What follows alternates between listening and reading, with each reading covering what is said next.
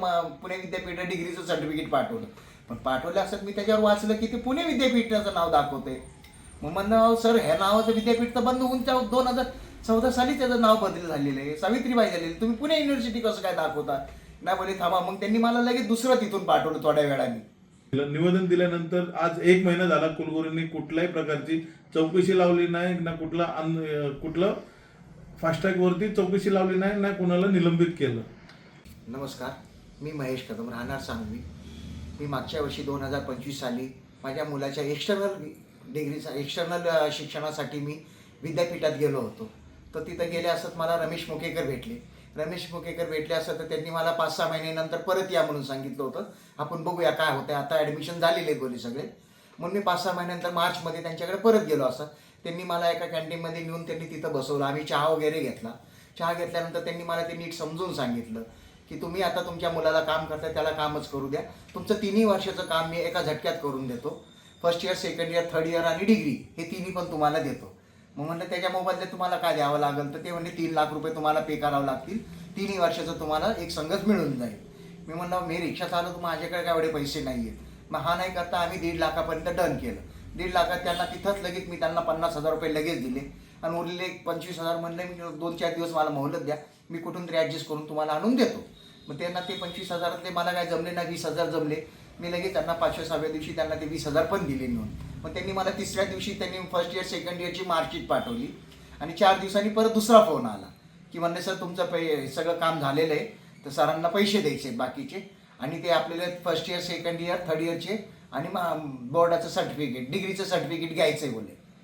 तर म्हणलं नको, आम्हाला जराशी त्या डिग्रीमध्ये थोडंसं डाऊट वाटायला लागला. म्हणून मी आपलं भीतीपोटी मागं सरकलो. म्हणलं मला नको करायचं आहे, मला जरा डाऊट यायला लागला थोडासा. म्हणून मी म्हणलं सर मला काय काम नाही करायचं, मला पैसे परत देऊन टाका. तर त्यांनी पैसे देण्यास मला साफ मोकार केला की आम्ही पैसे काय परत देत नाही, तुम्हाला करायचं असलं तर काम करून घ्या. तर मग मला म्हणलं मग तुम्ही जे मला काही पाठवलं नाही काय नाही, मग तुम्ही लगेच पाठवतो म्हणले. म्हणून त्यांनी मला लगेच तिथं पुणे विद्यापीठ डिग्रीचं सर्टिफिकेट पाठवलं. पण पाठवलं असत मी त्याच्यावर वाचलं की ते पुणे विद्यापीठाचं नाव दाखवते. मग म्हणलं सर ह्या नावाचं विद्यापीठ तर बंद होऊन 2014 साली त्याचं नाव बदल झालेलं आहे, सावित्रीबाई झालेली, तुम्ही पुणे युनिव्हर्सिटी कसं काय दाखवता? नाही बोले थांबा. मग त्यांनी मला लगेच दुसरं तिथून पाठवलं थोड्या वेळाने, सावित्रीबाई फुले विद्यापीठ. म्हणलं हे जराशी काहीतरी जरा धोकादायक दिसेल, त्यापेक्षा आपलं काम न केलेलं परवडते वा आपलं मागं सरकू. म्हणून आपल्या पैशाची मागणी करत होतो, पण ते काय पैसे द्यायला तयारच नाही आहेत ते. म्हणून मी आमच्या इथले कार्यकर्ते श्री धम्मरत्न गायकवाड यांना भेटलो, त्यांना ही सगळी बाब समजून सांगितली. मग त्यांनी समजून सांगितल्यानंतर दुसऱ्या दिवशी सगळे प्रोसेसमध्ये त्यांनी चालू केलं. कुलगुरूंना 1 तारखेला त्यांनी एक पत्र पण दिलं, पण त्या पत्राचा आज महिना होत आला पण काही त्यांनी उल्लेख केला नाही, काही कसली ॲक्शन पण घेतली नाही. फक्त आम्हाला सांगितलं होतं की आम्ही त्यांच्या मागे कमिटी लावलेली आहे, काय योग्य ते उत्तर तुम्हाला दिलं जाईल लगेच. मी doctor Dhammaratna Gaikwad, Republican Party of India, Pimpri Chinchwad शहरचा युवक शहराध्यक्ष. माझे मित्र महेश कदम यांचा मला कॉल आला की बाबा तुला खूप महत्त्वाच्या गोष्टीवरती मला बोलायचं आहे. तर मी त्याला असं म्हटलं की बाबा फोनवर बोलण्यापेक्षा तुम्हाला समोर येऊन भेट, आपण बोलूया. तो ऑफिसमध्ये आला असता त्यांनी मला काही गोष्टी सांगितल्या की बाबा सावित्रीबाई फुले पुणे युनिव्हर्सिटीमध्ये एक रमेश मुकेकर नावाचा कर्मचारी आहे, त्याने माझ्याकडनं BCom डिग्रीसाठी 3 लाख रुपयाची मागणी केली होती. पण मी त्याला 70,000 रुपये ॲडव्हान्स दिलेत आणि बाकीचे पैसे त्याला काम झाल्यानंतर करायचं होतं.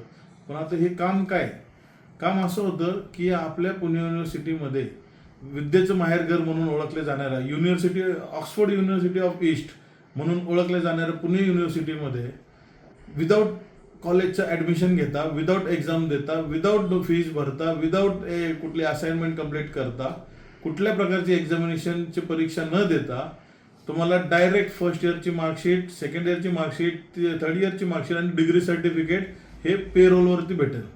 तुम्ही एवढी अमाऊंट द्या, ह्या अमाऊंटवरती तुम्हाला ही BComची डिग्री भेटेल, असं त्यांच्याशी काही संवाद झाला. हे ऐकताच मी एकदम शॉक झालो आणि म्हटलं की बाबा ही फार गांभीर्याची गोष्ट आहे. आणि ही गोष्ट ऐकून मी दुसऱ्याच दिवशी आपले सावित्रीबाई फुले पुणे युनिव्हर्सिटीचे कुलगुरू यांना निवेदन घेऊन गेलो. निवेदन दिलं की बाबा आपल्या युनिव्हर्सिटीमध्ये या सगळ्या गोष्टी घडत आहेत, ह्याच्यावर तुम्ही फास्ट ट्रॅकवरती लवकर कारवाई करा, जेणेकरून इथून पुढे कुठल्या विद्यार्थ्यांचं नुकसान होणार नाही आणि कुठल्या विद्यार्थ्याचं भविष्य विकलं जाणार नाही. तर या संदर्भात कुलगुरूंना मी निवेदन दिलं. निवेदन दिल्यानंतर आज 1 महिना झाला, कुलगुरूंनी कुठल्याही प्रकारची चौकशी लावली नाही ना, कुठलं फास्ट ट्रॅकवरती चौकशी लावली नाही, नाही कोणाला निलंबित केलं.